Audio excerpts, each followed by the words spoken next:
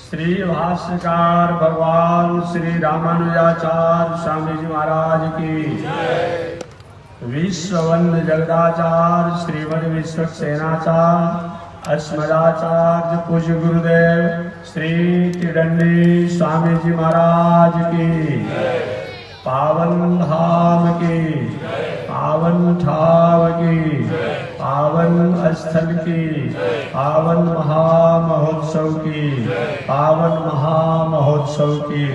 जय जय श्री सीताराम, जय जय श्री राधेश्याम, जय जय श्री श्रीमन्नारायण, जय जय श्री भाष्यकार, जय जय श्री रामानुजाचार्य, जय जय श्री त्रिदंडी स्वामी जी महाराज।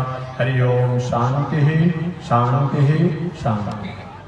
श्रीमन नारायण लक्ष्मी नारायण, श्रीमन नारायण लक्ष्मी नारायण, श्रीमन नारायण नारायण नारायण, श्रीमन नारायण नारायण नारायण। आग लगे आकाश में बरसन लगे अंगारो, आग लगे आकाश में बरसन लगे। संत नहीं होते जग में तो जल मरता संसार हो, संत नहीं होते जग में तो जल मरता संसार। श्रीमन नारायण नारायण नारायण, श्रीमन नारायण नारायण। पेड़ लक्ष्मी नारायण नारायण नारायण, लक्ष्मी नारायण नारायण नारायण। पेड़ तनी देखी रघुनाथ जी हमारे ओरिया, तनी देखी रघुनाथ जी हमारे ओरिया, तनी ताकी रघुनाथ जी हमारे ओरिया, तनी ताकी रघुनाथ जी हमारे। बगसर में आके रवा तड़का के मरनी, बगसर में आके रवा तड़का के मर। गौतम नारी अहिल्या के तरनी, गौतम नारी अहिल्या के तर। तन देखी रघुनाथ जी हमारी ओरिया, तनी देखी रघुनाथ जी हमारी ओरिया, तनी ताकी रघुनाथ जी हमारी ओरिया, तनी ताकी रघुनाथ जी हमारी। क्या श्रीमन नारायण नारायण नारायण, श्रीमन नारायण नारायण नारायण, लक्ष्मी नारायण नारायण नारायण, लक्ष्मी नारायण नारायण नारायण। बोलिए श्री लक्ष्मी नारायण भगवान की। अनंताचार्य कृपया वेदांत द्वयपारगम रामकृष्णांग्रि सद्भक्तम विश्वक्सेन मुनिं भजे। काषायं यज्ञसूत्रं शुचिवपुषि तथा चोर्ध्वपुण्ड्रं च बाले, यस्यास्ते दक्षहस्ते कलिकुमतिगिरीन्द्रेन्द्रवज्रं त्रिदण्डं। संसाराग्नि प्रशान्त्यै मृतजलममलं दारुपात्रं पवित्रं। श्रीविश्वक्सेन सूर्य पद कमल युग श्रेयसे संश्रयामि लक्ष्मीनाथ समारंभा नाथयामुन मध्यमा अस्मदाचार्य पर्यंता वंदे गुरो परंपरा नारायणाय विद्महे वासुदेवाय धीमहि तन्नो विष्णु प्रचोदयात् महालक्ष्म्यै च विद्महे विष्णु पत्न्यै च धीमहि तन्नो लक्ष्मी प्रचोदयात् तन्नो लक्ष्मी प्रचोदयात्। परमाराध्य श्री लक्ष्मी नारायण भगवान नित्य वंदनीय पूज्य गुरुदेव श्री त्रिदंडी स्वामी जी महाराज के जुगल चरणों में कोटिशा नमन। भगवत भागवत आचार्य कईकड़ के पारायण महानुभाव अभी आप विश्वकांत जी द्वारा कथा श्रवण कर रहे थे। उनसे पहले श्री मारुति किंकर जी कथा सुनाए। पावन कथा को पावन भूमि को मैं निवेदन करते आ रहा हूं। प्रथम दिन मैंने निवेदन किया था भगवान श्री कृष्ण के पिता श्री श्री वसुदेव जी ने नारद जी से पूछा था कि हे देवर्षि नारद जी, मानव धर्म क्या है? घर गृहस्थी परिवार पत्नी बाल बच्चों के साथ रह करके भी खेती व्यापार नौकरी अध्ययन अध्यापन करते हुए भी अगर हम अपना कल्याण चाहते हैं, मंगल चाहते हैं और जिस ईश्वर द्वारा इस संसार में हम भेजे गए हैं उनकी कृपा का अधिकारी होना चाहता है, तभी क्या करना चाहिए? क्या सन्यासी ही बनना पड़ेगा? क्या जोगी फकीर बनना पड़ेगा? क्या परिवार पत्नी बाल बच्चों को छोड़ना पड़ेगा? श्री नारद ने नहीं, ऐसी बात एकमात्र है। चाहे हम संन्यास आश्रम हो, विरक्त आश्रम हो, जोगी के आश्रम हो, त्यागी के आश्रम हो, तपस्वी के आश्रम हो, ब्रह्मचर्य आश्रम हो, वानप्रस्थ आश्रम हो, उद्देश्य हमारा ठीक होना चाहिए। उद्देश्य ठीक है तो जेल में भी हम आनंद ही आनंद करते हैं। अगर उद्देश्य हमारा ठीक नहीं है तो हम मंदिर में रह करके भी कहीं न कहीं दंड के अधिकारी हो जाते हैं। मंदिर में हम गए वो किसी का पॉकेटमारी करने लगे तो वहां छोड़ दिया जाएगा? नहीं छोड़ा जाएगा, क्योंकि आपका उद्देश्य ठीक नहीं है। आप मंदिर में जरूर गए हैं लेकिन किसी की जूता, किसी के चप्पल, किसी का पॉकेटमारी करें, किसी का आभूषण छीन रहे हैं तो मंदिर में जाने के बाद भी आप दंड के ही अधिकारी बने। जेल में रहने से क्या बंधन ही हो जाता है? जेलर बनने के लिए बहुत पैरवी की जाती है। जेल के राज के कर्मचारी बनने के लिए बहुत कुछ पैरवी करके तब उसमें अधिकारी और कर्मचारी बना जाता है। अगर जेल ही बंधन का कारण होता तब पैरवी करके जेलर और जेल सुप्रीटेंडेंट बनने के लिए क्यों कर दिया? भले ही वो जेल में है लेकिन उनका उद्देश्य है कि जो किसी कारण से चूक भूल हो गया है, जो अपराधी हैं उनका नियंत्रण करना और आगे उनके द्वारा चूक न हो इस पर संयम और सुरक्षित रखना। इसीलिए उद्देश्य प्रधान होता है। भेष प्रधान है, केवल भेष प्रधान नहीं है।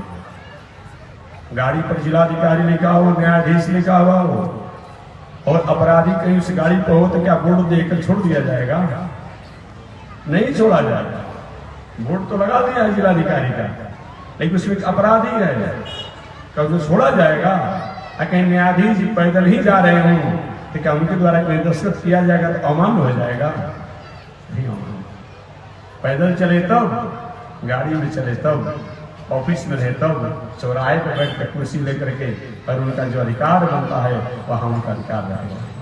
इसलिए घर गृहस्थी परिवार पत्नी बाल बच्चों के साथ रहना एक बंधन नहीं है। अगर हमारा उद्देश्य हमारा लक्ष्य ठीक नहीं है तो हम घर परिवार पत्नी बाल बच्चों के साथ रहे या न रहे कोई मतलब नहीं। बहुत से ऐसे अपराधी होते हैं केवल जंगल में रहने से मुक्ति और ज्ञान वैराग हो जाता तो अपराधी तो गुफा में ही रहते हैं, जंगल में ही रहते हैं, कहाँ उनको ज्ञान वैराग होता है? उनका उद्देश्य ठीक नहीं है।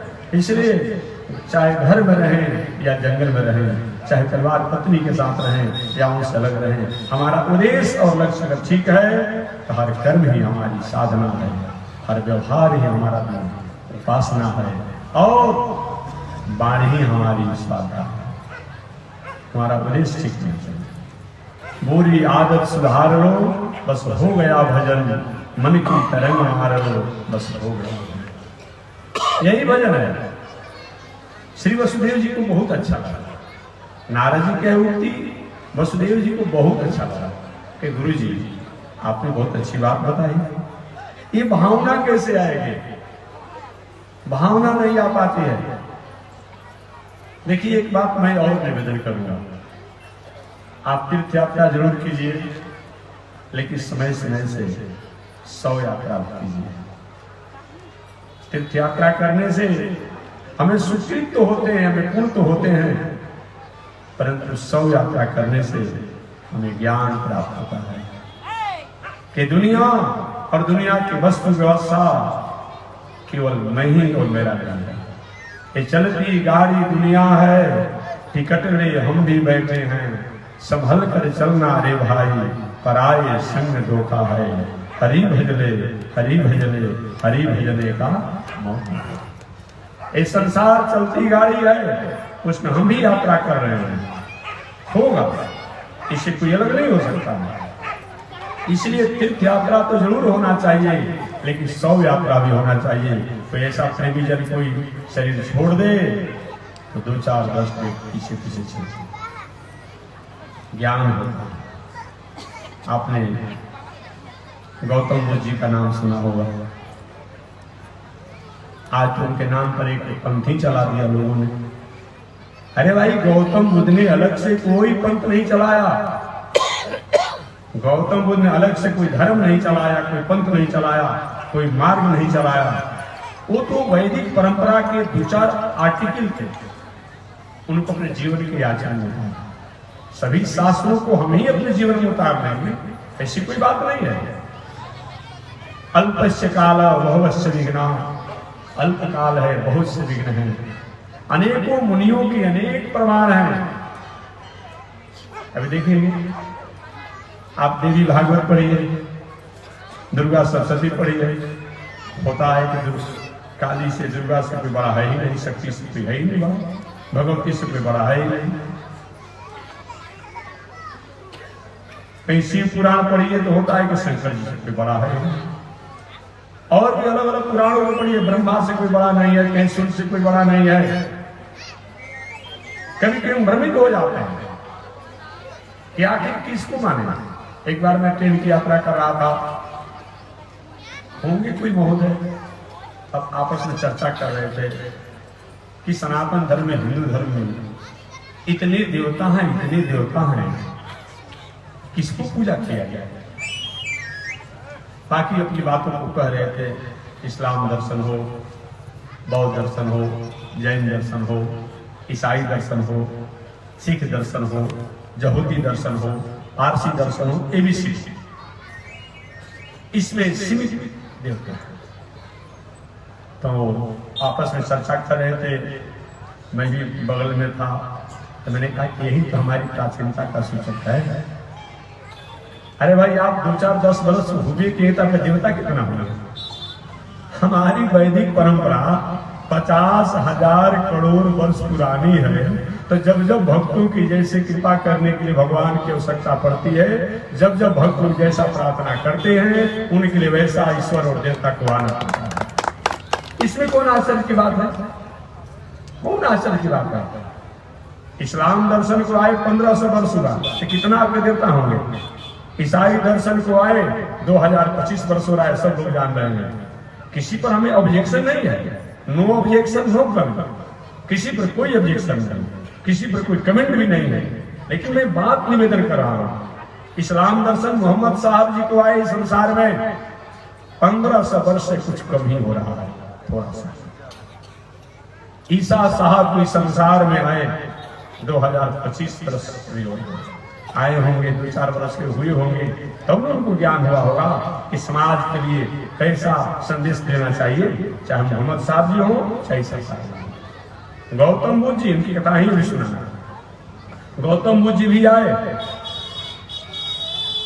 महावीर तीर्थंकर आए, गुरु गोविंद सिंह, गुरु नानक जी आए, मूसा साहब आए, यहूदी फारसी, ये लोग आए। कुछ दिन के बाद ही तो उनको ज्ञान हुआ होगा। हमारा एक वैदिक परंपरा है, एक राजा हुए, इस राजा को आप नाम जानते हैं, उनका नाम है विक्रमादित्य। इन विक्रमादित्य जी द्वारा एक विक्रमीय संबंध जो चलाया गया है और ईसाई और इस्लाम दर्शन से पहले का है, ये मैं नहीं कहता हूं, सबको शास्त्र से माना जाता है। विक्रमीय संबंध कितना चल रहा है? 2000 लगभग 80 या कुछ चलता होगा, जो थोड़ा क्रम से आप देख लीजिएगा। और ईसा साहब को आए 2025 मोहम्मद साहब को आए 1500 वर्ष पर। तो हमारे एक शासक, एक सम्राट जो हुए, वो विक्रमादित्य जी कौन है? भर्तृहरि महाराज के भाई, एक भाई राजा बन गए, एक भाई संत बन गए। तो मैं निवेदन करना चाहता हूं, हमारी वैदिक परंपरा इतनी पुरानी है, जब जब भक्त लोग प्रार्थना करते हैं, उनकी प्रार्थना पर भगवान अलग अलग अवतार, या तो और क्या आए, केवल फरिश्ते ही आते हैं, और दर्शन में उनके फरिश्ते आते हैं, वो स्वयं नहीं आते हैं। खुदा साहब को बुलाया तो जाता है, लेकिन खुदा साहब अभी तक तो नहीं, सब फरिश्ते को विदा करते रहते हैं, चाहे मोहम्मद साहब जी हो, एबीसी हो, ईसा साहब इस्लाम ईसाई दर्शन हो, लेकिन हमारे यहाँ फरिश्ता भी आते हैं और वह ईश्वर भी आता है, उसके पुत्र भी आते हैं, उसके सपूत भी आते हैं, सब वह ईश्वर भी आता है। और दर्शन में पुत्र आता है, सपूत आता है, फरिश्ता आता है, लेकिन हमारा वैदिक परंपरा जो है, वैदिक दर्शन जो है, इसमें पुत्र भी आता है, सपूत भी आता है और सब वो भी आते हैं। आपने सुना होगा, कभी कभी राष्ट्र धर्म की रक्षा करने के लिए भगवत श्री रामानुजाचार्य शेषावतार आए, आदि शंकराचार्य जी आए, निम्बार्काचार्य जी आए, वल्लभाचार्य जी आए, माधवाचार्य जी आए, रामानंदाचार्य आए, तुलसीदास जी महाराज आए, ये समय समय से आते रहते हैं। कभी कभी फरिश्ता भी आता है, कभी कभी दूत भी आता है, कभी कभी सपूत भी आता है, और कभी कभी वह ईश्वर भी आते हैं, रामावतार में, कृष्णावतार में, वामनावतार में, नरसिंहावतार में वो भी आते हैं। तो किसी के प्रति हमारा विरोध नहीं है, लेकिन मैं निवेदन करना चाहता हूं, इसलिए अगर कहीं, अरे मैंने कहा कि देखिए भाई, आप लोग कहते हैं 33 कोटि देवता आपके हैं, 33 कोटि नहीं है, 33 अरब ही देवता हो जाए तो कम ही है। इतने जब जब इच्छा होती है, भक्तों की प्रार्थना होती है, उन भक्तों की प्रार्थना को सुनकर के भगवान को अलग अलग अवतार लेना पड़ता है, तो होगा ही, होना ही चाहिए। इसलिए मैं निवेदन करना चाह रहा था कि हमारा वैदिक परंपरा जो है, और कोई दर्शन हो सकता है, कोई विचार हो सकता है, कोई मजहब हो सकता है, कोई पंथ हो सकता है, धर्म नहीं हो सकता। धर्म सृष्टि जब प्रारंभ होती है उस समय धर्म होता है, बाकी पंथ विचार मजहब हो सकते हैं, वह धर्म नहीं हो सकता है। धर्म तो वैदिक परंपरा है, सनातन परंपरा है, जो आज से 50,000 करोड़ वर्ष पहले है। मैं गौतम बुद्ध जी का संकेत कर रहा था कि हमें तीर्थ यात्रा तो करनी चाहिए, लेकिन कभी कभी 100 यात्रा भी करनी चाहिए। इससे ज्ञान होता है अपने जीवन, हम कौन हैं, हम कहां से आए हैं, हम क्यों आए हैं, हमें क्या करना चाहिए, इस स्वरूप का ज्ञान हमें प्राप्त होता है। आपने गौतम बुद्ध जी का नाम सुना होगा। गौतम बुद्ध जी बाल्यावस्था से कुशाग्र थे, कुशाग्र बुद्धि के थे, माता पिता उनके परेशान रहा करते थे, राजकुमार थे, राजघराने के थे, ऐसी बात नहीं कोई सामान्य थे। माता पिता उनको बाहर कहीं जाने ही नहीं देते थे।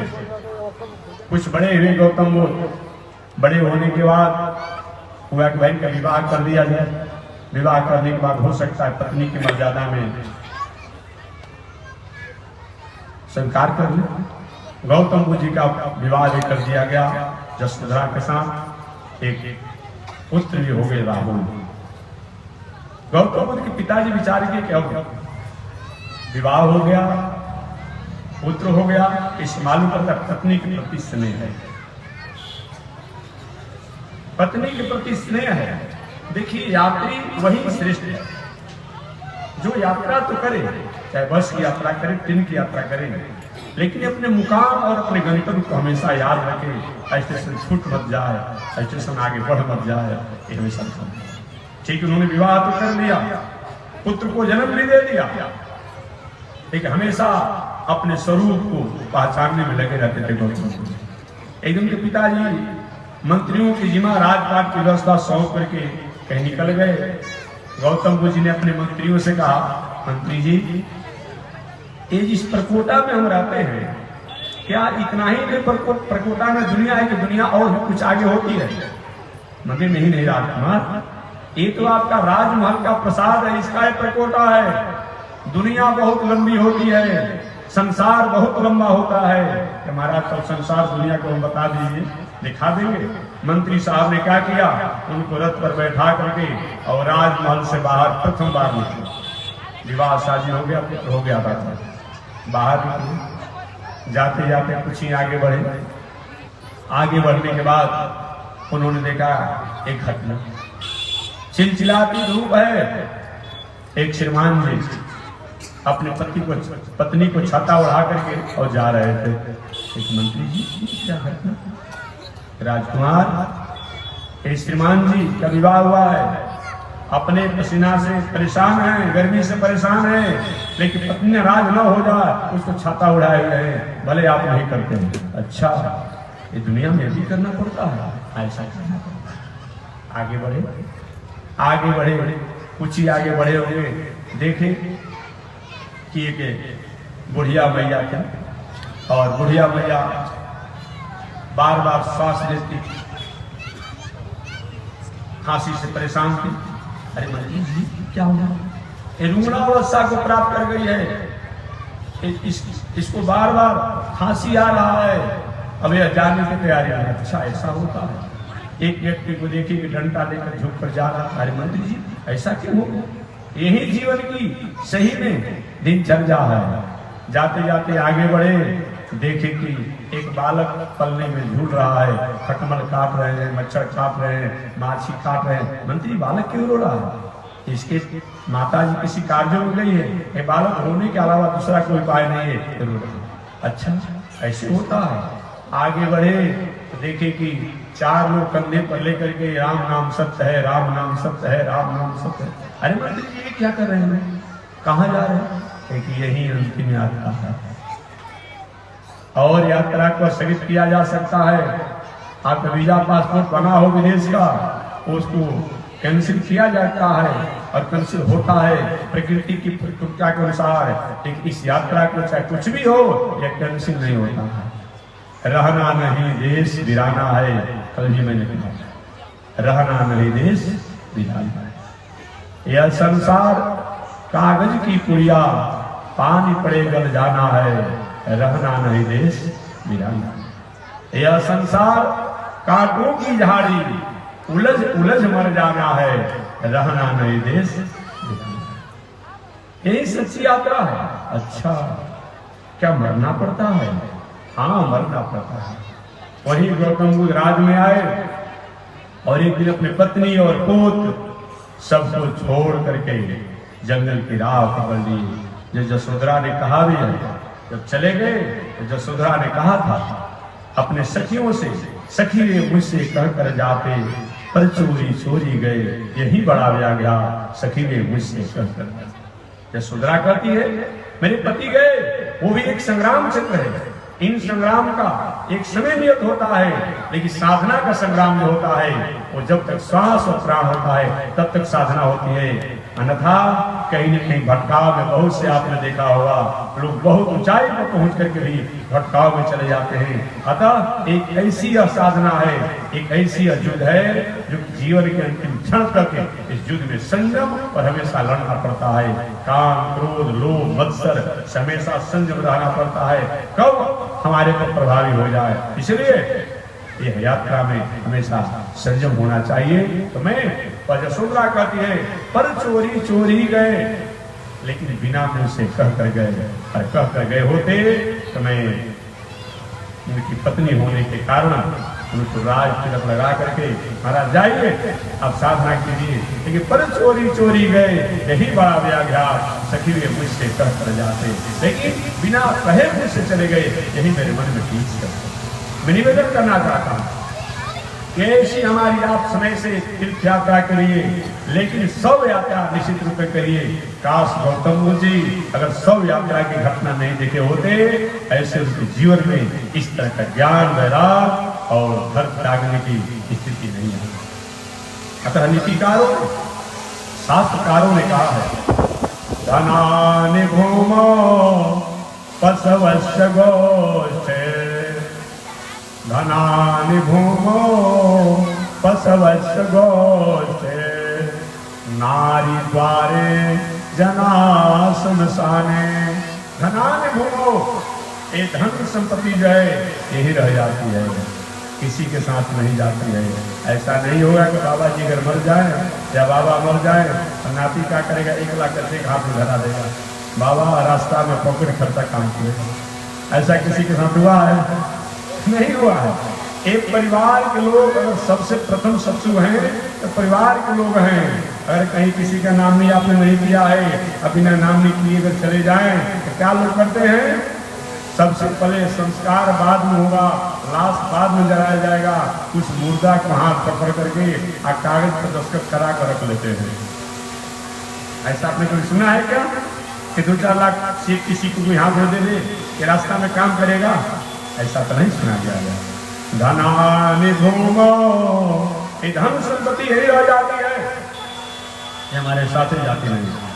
धनानि भूमो पशवस्य गोष्ठे, ये गाड़ी घोड़ा जो है ये भी अपनी जगह पर ही रह जाएंगे, ये भी साथे जाता नहीं। धनानि भूमो पशवस्य गोष्ठे, नारी द्वारे, इस पत्नी के इशारे पर आप औफ और औफ होते होंगे। देवी जी कहती है जो लड़ावस्था में होते सिट डाउन या अभी बैठे, स्टैंड में खड़ा हो जाइए, ये देखेंगे खड़ा हो जाते हैं, बैठ चलिए, आगे चलिए, पीछे चलिए, बैठ जाइए, उठ जाइए। उस पत्नी के इशारे पर जो आप अपने दिनचर्या में रहते हैं, बहुत पत्नी स्नेह करने वाली होगी तो आपके शरीर से प्राण निकलने के बाद घर के द्वार तक जाती है। लोग कहते हैं, बंधुजन कहते हैं, स्त्रियों को शमशान पर जाना मर्यादा नहीं है, वो भी घर के द्वार तक ही रह जाती है, वो भी साथे जाती होती। धनानि भूमो पशवस्य गोष्ठे, नारी द्वारे, ये नारी जो है ये घर के द्वार पर रह जाती है। जना श्मशाने, ये बंधु जौन है जो रात को रात नहीं समझते, दिन को दिन नहीं समझते, बहुत कुछ करेंगे तो शमशान तक जाते हैं, और शमशान तक जाते हुए यही कहते हैं, बताओ कोई साथे जाता है? 11 बजे रात को फोन किया, 12 बजे तक बात किया और 12:30 बजे खोया चला गया, ये जीवन का क्या भरोसा है? ये बंधुजन भी बहुत स्नेह करने वाले होंगे, शमशान तक जाएंगे, ये भी आगे नहीं जाएंगे। जना श्मशाने, और जिस पुत्र के लिए आपने सब कुछ किया है, या जिस परिवार के लिए किया है, वो भी अब सोचेगा जो होने वाला था सो हो गया। अगर 2-4-5 गाड़ी भाड़ा पर किया है, कहीं बनारस में संस्कार करना है और कहीं दूर करना है, तो सोचेगा जल्दी और लाश जल जाता ताकि 2 दिन का भाड़ा नहीं देना पड़ता। वो भी अब आपको नहीं चाहता है, वो भी आपको शमशान चिता पर सुला करके और मुंह में अग्नि दे करके परिक्रमा करके और सोचता है जल्दी लौट जाए। धनानि भूमो पशवस्य गोष्ठे, नारी द्वारे जना श्मशाने, ये बंधुजन शमशान पे रहते हैं, पुत्र भी कोई नहीं। अरे और बात तो छोड़ दीजिए, जिस शरीर द्वारा हम सब कुछ करते हैं, इस शरीर ही यही रह जाता है शमशान पर। अगर जला दिया जाए तो 1 मुट्ठी राख बन जाता है, अगर जमीन में गाड़ दिया जाए तो पानी बन जाता है, अगर कहीं फेंक दिया जाए तो बीट बन जाता है, पैखाना बन जाता है। लेकिन एक चीज जो है वो हमारे साथ रहता है और साथ जाता है, एक कौन? धर्मानुगच्छति जीव एक लोका, एकमात्र हमारी नैतिकता जो है, हमारी संस्कृति जो है, हमारा मर्यादा जो है, वो हमारे साथ जाता है। और हमने अच्छा काम किया है तो जस की गठरी हमारे साथ जाती है, और हमने बुरा काम किया है तो अपजस की गठरी यहाँ भी रहती है और वहां भी। बहुत बड़ा पापी ये कल्पना होती है। जब तक जिंदा रहा गांव को परेशान करते रहा, यही साथे रहता है और साथे जाता है। अगर अच्छा है आपने नेक काम किया है, बहुत अच्छे आदमी थे, रात बिरात कभी कोई बुलाता आ जाते, सहायता करते, यही हमारा नैतिकता, हमारा व्यक्तित्व जो है नहीं हमारे साथे जाता है, साथे रहता है। हालांकि मार्क्सवाद, कम्युनिस्ट, सोशलिस्ट, लेनिन इत्यादि दर्शन जो है उनका कथन है कि ये बकवास की बात है, कमाने खाने वालों का धंधा है, उनका अपना दर्शन है। कमाने खाने वालों को धंधा है, ये बकवास की बात है कि मरने के बाद भी वहां भोगना पड़ता है। ये नास्तिक दर्शन का होता है। इसको चारवाक, लेनिन, सोशलिस्ट, कम्युनिस्ट इत्यादि आप कहते हैं। वो कहते हैं कि सब फालतू बकवास की बात है, कहाँ मिलना और कहाँ भोगने की बात। उनका कथन है, उनकी किताबों का आपको पढ़े हुए समय ही पढ़ा है। ऋणम कृत्वा घृतम कृत्वा, ऋण करके भी घी पियो, उनका दर्शन है। क्या चीज? ऋण करके भी घी पियो, बस जिस शरीर से हमने कर्म किया, अत्याचार किया, पाप किया, अन्याय किया, वो शरीर तो यही जल करके समाप्त हो गया या गल कर समाप्त हो गया, कहाँ मिलना कहाँ होना। लेकिन इन महानुभाव को भी सोचना चाहिए और महानुभावों को विचार भी करना चाहिए। अगर इस शरीर ही सब कुछ है तो उनका बेटा, उनकी पत्नी, उनका भाई, उनका पिता का लाश आंगन में पड़ा रहता है, आखिर सुख क्यों मनाते हैं? रोते किसके लिए है? वो महानुभाव सोचना चाहिए कि भाई आप रोते हैं, आप तो शरीर को सब कुछ मानते हैं। कहते हैं महाराज शरीर तो है, लेकिन शरीर में रहने वाला जो आत्मा है, जो प्राण है, उसी के लिए मैं रो रहा हूँ। उसी प्राण आत्मा के लिए पूजा पाठ, यज्ञ, दान, तीर्थ, व्रत, श्राद्ध तर्पण किया जाता है, न कि केवल इस शरीर के लिए किया जाता है। इसीलिए जो कुछ भी होता है ठीक है, शरीर में रहता है, लेकिन हम इस शरीर में रहने वाला जो आत्मा प्राण है उसके लिए हम सब काम करते हैं। तो हमारे द्वारा अच्छा काम किया जाता है तो जस की गठरी वहां भी रहती है और जस की गठरी यहाँ भी रहती है। और गलती काम किया जाता है, अपजस गठरी यहाँ भी रहती है और वहां भी रहता है। अतः अभी एक महोदय जी ने हमसे आज पूछा था कि महात्मा जी धर्म क्या है? मैंने कहा धर्म तो बहुत व्यापक अर्थ है भाई, लेकिन मैंने सीधी सी भाषा में तो एक शब्द बताया, आत्मन प्रतिकूलानि परेशान न समाचरेत्, ये धर्म की परिभाषा है। आत्मन जो व्यवहार, जो कर्म, जो आचरण आपके लिए प्रतिकूल हो, निंदनीय हो, अपमानजनक हो, कष्टकारक हो, परेशान, दूसरे के साथ न समाचरे, वो आचरण व्यवहार न करें, इसी का नाम क्या है? धर्म।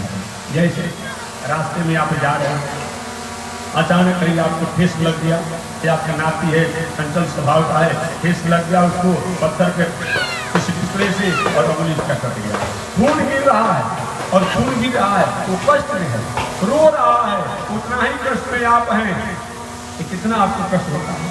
मेरा नाती का उंगली कट गया, कभी आपको दया आती है तो विचार करते हैं, बकरा के मुर्गा के मूड़ी ऐठ कर चपेट में हजम करना, थोड़ा भी दया आता है।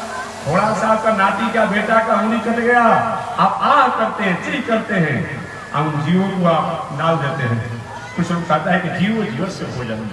अरे भाई आप ही पढ़े हैं, आपने जो कह दिया जीवो जीव से भोजनम, जो आप कहते हैं ठीक है, आपकी भाषा ठीक है, शब्द ठीक है, लेकिन एक जीव दूसरा जीव का भोजन है, एक बात ठीक है आपने कहा, लेकिन जो जीव जितना तक बताया गया है, अब चींटी कभी सांप को निकलेगी, मेढक को निकलेगी, चींटी का जहां तक जो निकलने का वहीं तो निकलेगा। एक जीव दूसरे जीव का है, ये बात आपने कहा, तो चावल में, दाल में, दूध में, दही में, फल में, सब्जी में जो है वही जीव को हमें स्वीकार करने का अधिकार है। क्या उसमें जीव नहीं होते हैं? आप पढ़े लिखे हैं, उसमें बैक्टीरिया होते हैं कि नहीं होते हैं? दही पर आप देखिए दूरबीन से ना कितना उसमें होते हैं, फल पर आप देखिए ना, वही जीव तक हमारा अधिकार होता है। बाकी उन जीवों के बारे में करते हैं जो जीव निकाल करके पानी पीता है, वही व्यक्ति को काम करने का अधिकार होता है। हमारा आपका अधिकार नहीं है। ठीक है, मसाला हल्दी डाल करके तो किसी में स्वाद बढ़ाया जा सकता है। पत्थर का टुकड़ा ले लीजिए और उसमें भी गरम मसाला हल्दी मसाला सब डाल करके और खाइए तो स्वाद आएगा। एक कोई मतलब होता है। अगर सही में मांसाहारी कोई अपने को मानता है, जैसे वो जीव खाते हैं, आप 1 बरस 2 बरस तक कच्चा मांस खाइए जैसा वो खाते हैं, किडनी फेल हो जाएगा, लीवर फेल हो जाएगा, हार्ट फेल हो जाएगा, और इतना ही नहीं बल्कि आप अल्पायु होकर के जीवन को समाप्त कर देंगे। सारा शरीर का सिस्टम समाप्त हो जाता है। मेडिकल साइंस कहता है एक दिन हम अगर कहीं मांस का भक्षण करते हैं, मांस के पकने में कुछ कमजोर होता है, कुछ हो तो हमारे लीवर जो है एक 15 दिन पीछा हो जाता है। मेडिकल साइंस कह रहा है। इसलिए भले उसमें अनेक प्रकार के वस्तुओं को डाल करके गला देते हैं, पचा देते हैं, तो हमारा अधिकार नहीं बनता है। थोड़ा सा आपका बेटा का नाती का अंगुली कर गया, आप चित्त से आ करते हैं, उन जीवों का आप समाप्त कर देते हैं, ये आपका अधिकार नहीं बनता है। इसीलिए मैं निवेदन करना चाह रहा हूं, ये धर्म है। इसको कहते हैं महाराज जी हम नवरात्र भी करते हैं, हम शिवरात्र भी करते हैं। अरे रोज आप नवरात्र शिवरात्र करिए, इससे क्या हो जाएगा? कोई मतलब नहीं है जब तक हमारे जीवन में यह दया की भावना नहीं आएगी, यह आचरण नहीं आएगा, हमारा धर्म अधूरा हो जाएगा। इसलिए हमें इस पर विचार करना चाहिए। एक और मीठी बात मैं आपसे करूंगा, जहां पर लाश को जलाया जाता है उसको क्या कहा जाता है? शमशान। और जहां पर लाश को दफनाया जाता है उसको क्या कहा जाता है? कब्रिस्तान। आज इस पेट में कांचा पका डाल दिया जा रहा है मांस को, मछली को, उसको क्या कहा जाएगा? तो विचार करते हैं। वहां तो शमशान पर जाते हैं, धुआं लग गया है, लोग कहता है धुआं लग गया है, लाश छुआ गया है, जल छिड़कता है। कितने लोग कपड़ा बदलते हैं और कितने लोग स्नान करते हैं। आज इस पेटे में आपने कब्रिस्तान और शमशान बना दिया है, जहां जहां आपका पैर जाएगा वो कितना अशुद्ध हो जाएगा जी। तो विचार करते हैं। तो धर्म माने केवल मंदिर में घंटी डलाना ही नहीं होता है। ऐसा धर्म तो बहुत करने वाले लोग मिलते हैं। धर्म का मतलब क्या होता है? वह व्यवहार, वह आचरण, वह कर्म जो हमारे लिए प्रतिकूल हो, हमारे लिए निंदनीय हो, हमारे लिए कष्टकारक हो, हमारे लिए अपमानजनक हो, परेशान न समाचरित, उसको दूसरे के साथ व्यवहार नहीं करना, इसी का नाम क्या है? धर्म। दूसरा धर्म क्या? आपकी बेटी बहू है और किसी की गलत निगाहें होता है, आपके मन में उदासी होती है, मेरी प्रतिष्ठा से खिलवाड़ कर रहा है, तो दूसरे की बेटी बहू के प्रति मर्यादा को भंग न करे, इसी का नाम क्या है? धर्म। आपको कोई व्यक्ति चूना लगा देता है, 100 रुपया की वस्तु 200 रुपया में देता है, तो आप जब तक याद करता है उसको गाली देते, बहुत बेईमान आदमी है, 100 रुपया के सामान 200 रुपया ले लिया, हमेशा उसको लाना देते हैं। और वही काम कहीं आप कर लेते हैं कि 200 रुपया का सामान हो और 100 रुपया में कहीं गलती से ले लें, कितना आपको प्रसन्नता होती है। आपको दूसरा कोई चूना लगाता है, धोखा देता है, आप प्रसन्न होते हैं। तो आपको भी ऐसा नहीं करना चाहिए। जिस व्यवहार से आपको कष्ट होता है वो दूसरे के साथ भी न करें। यही धर्म है। ये जब तक नहीं हो पाएगा तब तक सब कुछ करने के बाद भी हमारी दिनचर्या अधूरी बताई गई है। एक और बात करूंगा, एक बहुत बड़ा अपराधी व्यक्ति है, रात दिन अपराध की दुनिया में रहता है, लेकिन चाहता है कि हमारा बेटा बेटी परिवार पर एक खरोच मत लगे। यही धर्म है। भले दूसरे की हिंसा करता है, लेकिन वो नहीं चाहता है कि हमारे परिवार पर किस प्रकार कोई ऐसा हो। यही धर्म है। अर्थात जो श्रम करता है लेकिन नहीं चाहता है। एक शराबी व्यक्ति कितना भी शराब पीता हो लेकिन नहीं चाहता है। एक जुआरी व्यक्ति कितना भी जुआ खेलता हो, नहीं चाहता है कि हमारा बेटा बेटी भाई सब जुआरी हो जाए, शराबी हो जाए। इसका मतलब यही धर्म है। वह व्यवहार, वह कर्म, वह आचरण जो आपके और आपके लोगों के लिए प्रतिकूल हो, विपरीत हो, निंदनीय हो, कष्टकारक हो, अपमानजनक हो, परेशान तो दूसरे के साथ नहीं करना, इसी का नाम क्या है? धर्म है। और ऐसा अगर हम करते हैं तो हर व्यवहार ही हमारी साधना और कर्म ही हमारी उपासना हो जाती है। इसीलिए कहा गया है वर की वर्ष कर्म ही पूजा। जिस कर्म में हम परमात्मा की भावना करके अगर कर्म करते हैं तो कर्म हमारी साधना हो जाती है, आराधना हो जाता है। यही श्री नारद जी ने वसुदेव जी को बताया, हे वसुदेव जी, इस दुनिया में और कुछ नहीं, लेकिन हम एकमात्र धनानि भूमो पशवस्य गोष्ठे नारी द्वारे।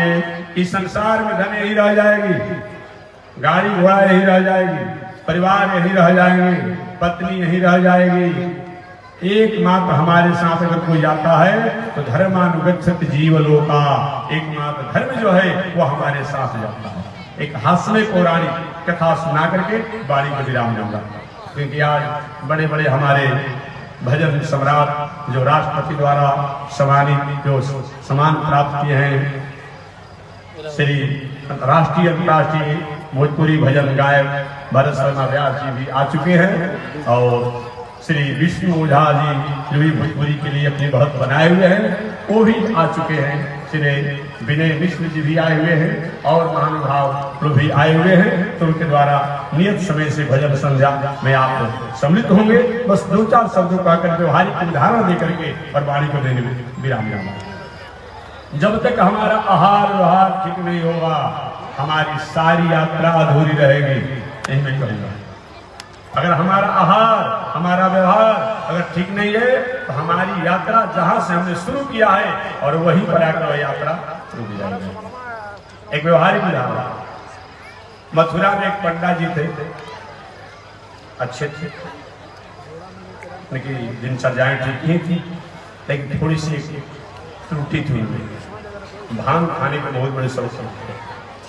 बात समझ जगह जाड़ा का समय था, अगहन का समय, इसमें 5 बजे ही लगभग सायंकाल हो जाता है। भांग थोड़ा सा अपने जो औकात होती है, जो डोज होता है कुछ अधिक ले लिए थे। अब जो खाने वाला अनुभव किए होंगे, कभी होता है कि 20 फीट ऊपर उड़ गए, कभी तक 20 फीट नीचे गिर गए। भले वो नहीं गिरता है लेकिन ऐसा होता है उस नशा में। वही स्थिति थी उनके साथ। पंडा बाबा दिन भर कार्य किए, गाँव टाउन का परली उस पार मैंने जमुना उस पार आते थे, रोज विश्राम घाट मथुरा में आते थे। सायंकाल का समय हो गया, आवाज लगाए भाई कोई है परली उस पार ले जाने वाला, तो सुना ही नहीं। 2 4 10 बार आवाज लगाए, कोई नहीं सुना। तो विश्राम घाट पर जो नौका बांधी हुई थी उस नौका पर सवार हो गए। कोई तो मैं नौका से जाऊंगा, और नौका पर बैठ गए। चंपू खेने लगे, लगी से खेने लगे। सायंकाल 5 बजे बैठे नौका पर पंडा बाबा, 5 बजे, और प्रातः काल 5 बज गए। कोलाहल हो रहा था विश्राम घाट पर। अरे भाई ये कौन घाट है?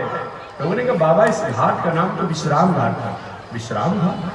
अरे सायंकाल 5 बजे मैं विश्राम घाट से नौका खे रहा हूँ, चंपू लगी खे रहा हूँ, अभी तक मेरी नौका विश्राम घाट पर रुकी हुई है।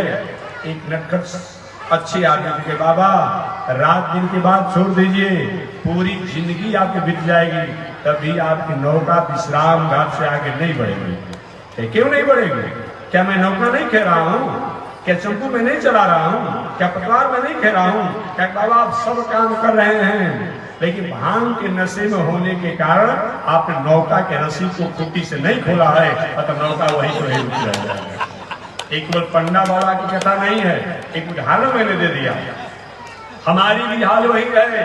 अगर हमारा उठन बैठन रहन सहन बोलन चालन खान पर अगर ठीक नहीं है तो हमारी भी नौका, हमारी जीवन की नौका जो है वो विश्राम घाट पर रुकी रह जाएगी। चाहे शिवरात करिए, भर नवरात्र करिए, भर छठ करिए, लेकिन दुनिया में ठीक है खर्चा होगा, सब कुछ होगा, लेकिन हमारी भी नौका वही रुकी रह जाएगी। इसलिए इस पर विचार करते हुए तब हमें जीवन को आगे बढ़ाना है।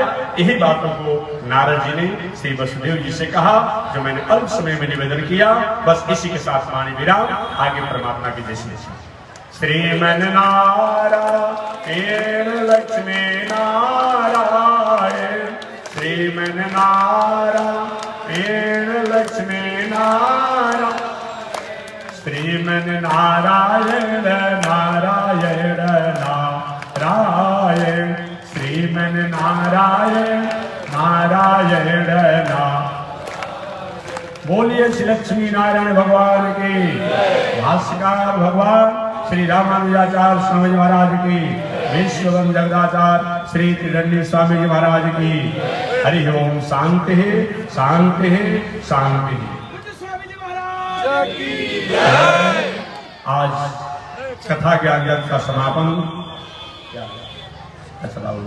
आज कथा जग ज्ञान बिल्कुल आज कथा ज्ञान जग का समापन है। जिन